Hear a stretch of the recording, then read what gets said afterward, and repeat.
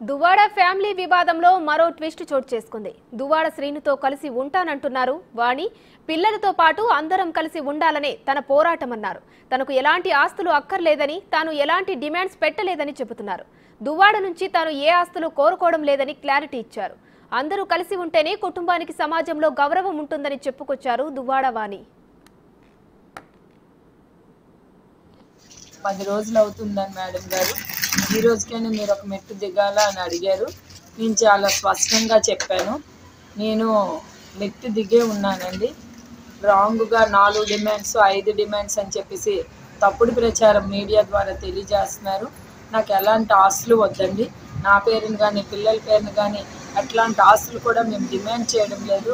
రాజకీయంగా నేను డ్యామేజ్ చేశాను అంటున్నారు. మాకు ఎలాగ డ్యామేజ్ చేయవలసిన అవసరం కూడా లేదు. నా రిక్వెస్ట్ ఒకటే, కండిషన్స్ రాయమని చెప్పండి ఆయనకి. ఒకే ఇంట్లో పిల్లలు మేము అందరము కలిసి ఉండాలి.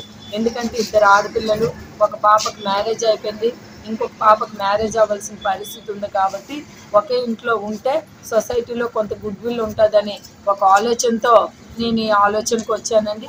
ఆస్తులు అయితే నేనేమీ రాయమని ముందు నుండి అడగడం లేదు. కాకపోతే వాళ్ళే ఫైనాన్స్ కోసం వేరేగా మాట్లాడుతున్నారు. కాబట్టి నేనేదో ఆస్తుల కోసం ఫైనాన్స్ కోసం వచ్చాను. మాకైతే అట్లాంటి అభిప్రాయం ఏం లేదు. అందరము కలిసి ఉందాం. పిల్లలు మేము, పిల్లల రెస్పాన్సిబిలిటీ ఆయన తీసుకోవాలి. నాకంటూ 1 రూపీ కూడా ఇవ్వాల్సిన అవసరం ఆయనకి లేదనేది నా అభిప్రాయం.